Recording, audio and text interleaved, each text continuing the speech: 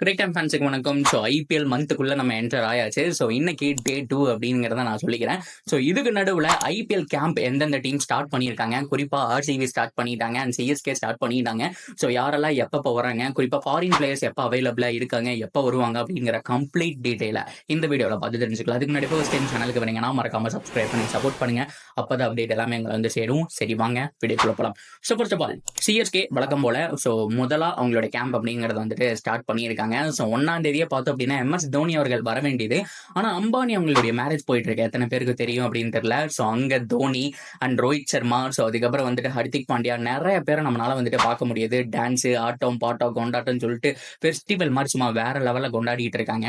So அதன் காரணமாக தான் பார்த்தோம் அப்படின்னா தோனி அவர்கள் அங்கே இருக்காரு. அப்படி இல்லைன்னா ஃபர்ஸ்ட் நாளே பார்த்தோம் அப்படின்னா மார்ச் 1ஆம் தேதி இங்கே சிஎஸ்கே கேம்ப் ஜாயின் பண்றதா தான் அவருடைய அந்த ஒரு வாக்கு அப்படிங்கிறது இருந்துச்சு. ஸோ அன்பார்ச்சுனேட்லி அங்கே போயிட்டாங்க. மேபி ஒரு 2 டேஸ்க்கு அப்புறம் தோனி அவர்கள் இங்க வருவாங்க அப்படிங்கறது எதிர்பார்க்கலாம்.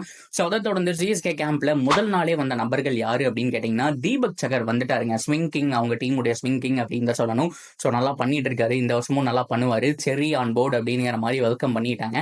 சோ அதை தொடர்ந்து பார்த்தோம் அப்படின்னா சிம்ரன்ஜித் சிங், இன்னும் 2-3 பேர் வந்திருக்காங்க. பிரசாந்த் சோலங்கி, 2-3 யங்ஸ்டர்ஸ் மட்டும் வந்திருக்காங்க.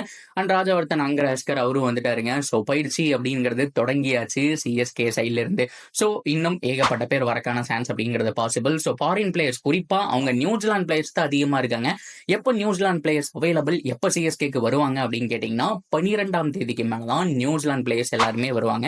ரீசன் என்னன்னா Australia versus New Zealand test series போயிட்டு இருக்கு இல்லையா. ஸோ அது 12ஆம் தேதியோட தான் முடியுது. ஸோ அதுக்கப்புறம் நீங்க Rachin Ravindra, Devon Conway, Daryl Mitchell, so அதுக்கப்புறம் எல்லாருமே எக்ஸ்பெக்ட் பண்ணலாம் அப்படிங்கிறதுல மாற்றமே கிடையாது. சரி, ஓகே, சிஎஸ்கே உடைய அப்டேட் அப்படியே முடிச்சு அப்படியே கட் பண்ணி ஆர்சிபி பக்கம் வந்து அப்படின்னா நிறைய பேர் கேட்டுட்டு இருக்கக்கூடிய ஒரு விஷயம் இதுதான். அபிஷியலா அவங்களுடைய கேம்ப் எப்ப தொடங்குது அப்படின்னு கேட்கும்போது ஸோ ஏகப்பட்ட பிளேயர், இந்தியன் பிளேயர்ஸ் எல்லாருமே ஸ்குவாட்ல இருக்காங்க. அவங்க எல்லாம் அவங்களுடைய 5வது டெஸ்ட் முடிச்சதுக்கு அப்புறம் தான் அவைலபிளா இருப்பாங்கிறத நான் இப்பவே சொல்லிக்கிறேன். விராட் கோலியை பொறுத்த வரைக்கும் இன்னும் அபிஷியலா எந்த விதமான இன்ஃபர்மேஷனும் வரல. முதல் போட்டிகளுக்கே இருப்பாரா இல்ல எப்ப வருவாரு அப்படிங்கிற விஷயம் தெரியல. ஸோ குழந்தை பிறந்திருக்கு. ஸோ ஒரு மாதமாவது கொஞ்ச நேரம் டைம் ஸ்பெண்ட் பண்ணும். ஸோ லண்டன்ல தான் இன்னும் இருக்காரு அப்படிங்கிறது தான் நிதர்சனமான உண்மை. ஸோ இந்தியா வந்துட்டாரு அப்படின்னா நம்ம சொல்லிடலாம் எப்படியோ ஒரு 2 டேஸ்ல ஆர்சிபி கேம்ப் வந்து ஜாயின் பண்ணிடுவாரு அப்படிங்கிறத. ஸோ அப்படியே வந்துட்டு சேஃபாக வரக்கான சான்ஸ் அதிகம். ஸோ இன்னும் டைம் இருக்கு இல்லையா. ஸோ கரெக்டா எக்ஸாக்டா இன்னும் 20 நாள் இருக்கு. 20 நாள் என்ன வேணாலும் நடக்கலாம். சில பேர் வந்துட்டு ஃபர்ஸ்ட் மேட்ச் சேப்பாக்கில் மிஸ் பண்ணுவாரு. ஸோ அதை தொடர்ந்து ஆர்சிபியில் ஆடுற, அதாவது சின்னசுவாமியில் ஆடுற எல்லா மேட்ச்லயும் இருப்பாங்க அப்படிங்கிற மாதிரி ரிப்போர்ட் வருதும். எதையும் நம்மளால வந்துட்டு சுவார சொல்ல முடியாது. ஸோ பொறுத்திருந்து பார்ப்போம். விராட் கோலியை பொறுத்த வரைக்கும் எந்த விதமான அப்டேட்டும் கிடையாது. ஆனா மற்றபடி எல்லா பிளேயர்ஸுமே வந்துட்டு 4ஆம் தேதிக்கு மேல வரக்கான சான்ஸ் இருக்கு. அதாவது யங்ஸ்டர்ஸ் மேக்ஸிமம் பார்த்தோம் அப்படின்னா இந்த மாதிரி எந்த ஃபார்மேட்லயுமே இல்லாம ரஞ்சில எல்லாம் ஆடாம தனியா இருக்கிற யங்ஸ்டர்ஸ் எல்லாமே 4ஆம் தேதி மண்டேல இருந்து ஒவ்வொருத்தரா வரக்கான சான்ஸ் அதிகம். டிகே ஆல்ரெடி பயிற்சி ஸ்டார்ட் பண்ணிட்டாருங்க. அவருக்கு கிடைச்ச இடத்துல வந்துட்டு ஆடிட்டு இருக்காரு. ஸோ அதுக்கப்புறம் பார்த்தோம் அப்படின்னா அவரும் இந்த கேம்ப் ஜாயின் பண்றதுக்கான சான்ஸ் அப்படிங்கிறது ஹைலி பாசிபிள். ஸோ 4ஆம் தேதிக்கு மேல ஆர்சிபி பிளேயர்ஸுடைய வருகை அப்படிங்கிறது இருக்குங்கிறதுல எந்த விதமான மாற்றம் கிடையாது. ப்ரோ 17 கோடி கொடுத்து வாங்கி வச்சிருக்கோம். அந்த கேமரூன் கிரீன் எப்போ வருவாருன்னு சொல்லிட்டீங்கன்னா எங்களுக்கு கொஞ்சம் புனியமா போகணுங்கிற மாதிரி நிறைய பேர் கேட்டிருந்தீங்க. ஸோ கேமரூன் கிரீனும் சேம் நியூசிலாந்து பிளேயர்ஸ் மாதிரி தான். நியூசிலாந்து அண்ட் ஆஸ்திரேலியன் பிளேயர்ஸுக்கு மார்ச் 12ஆம் தேதி வரைக்கும் டெஸ்ட் சீரிஸ் இருக்கு. 2 சீரிஸ் தான் இந்த ஒரு டெஸ்ட் போயிட்டு இருக்கு. ஸோ அதுக்கப்புறம் இடையில ஒரு 3 நாள் கேப் விட்டு மறுபடியும் ஒரு டெஸ்ட் இருக்கு. அந்த டெஸ்ட் முடிச்சிட்டாங்க அப்படிங்கிற பட்சத்தில் எல்லாருமே அவைலபிளா வந்துருவாங்க. ஸோ அப்படி பார்க்கும்போது கேமரூன் கிரீன் 13ஆம் தேதியோ 14ஆம் தேதியோ ஆர்சிபி கேம்ப்ல ஜாயின் பண்றதுக்கான சான்ஸ் இருக்கு. ஸோ கரெக்டா 1 வீக் பிஃபோர் அப்படின்னும் போது எல்லாருமே இருப்பாங்க. அண்ட் ப்ரீ ஈவெண்ட்டும் பிளான் பண்ணியிருக்காங்க. நான் ப்ரீ ஈவெண்ட்டை பத்தி நான் செப்பரேட்டா ஒரு வீடியோ போடுறேன். நிறைய பேர் இன்னும் கேட்டுட்டு தான் இருக்கீங்க யாரெல்லாம் வருவாங்க, ஸோ கெயில் வருவாரா, எப்படி வருவாரான்னு சொல்லிட்டு நான் செப்பரேட் வீடியோ போடுறேன். அந்த ப்ரீ ஈவெண்ட்டும் இருக்கு அப்படிங்கிறதுனால குறைஞ்சபட்சம் 15ஆம் தேதிக்கு மேல எல்லாருமே இருப்பாங்க.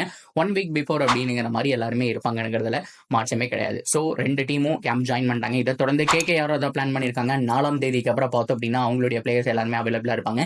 ஸோ ரன்சி இருக்கிறதுனால மெயினான பிளேயர்ஸ் எல்லாமே அங்க இருக்கிறாங்க. ஸோ அதுவும் முடிஞ்சதுக்கு அப்புறம் தான் வருவாங்கிறது தான் நிதர்சனமான உண்மை. ஸோ அதை தொடர்ந்து டெல்லி கேபிட்டல்ஸ் அவங்களும் வந்துட்டு அவங்களுடைய கேம்பை வந்துட்டு ஸ்டார்ட் பண்ணிட்டாங்க. ஸோ ஒரு சில பிளேயர்ஸ் வந்துட்டு ஆல்ரெடி பயிற்சியில ஈடுபட்டு இருக்காங்க.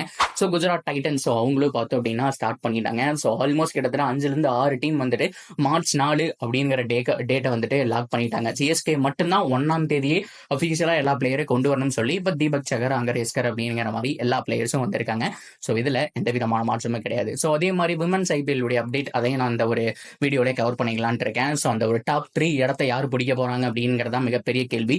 இப்போ ஆல்மோஸ்ட் எல்லாருமே சிமிலர் பாயிண்ட்ல தான் இருக்காங்க. அந்த ஜிஜி குஜராத் டீம் இருக்காங்க தெரியுமா, அவங்க மட்டும்தான் almost out of the tournament. இனி வரக்கூடிய மேட்சஸ் எல்லாம் லைனா வின் பண்ணலையா வெளியில தான்ங்கிற மாதிரி சுச்சுவேஷன்ல இருக்காங்க.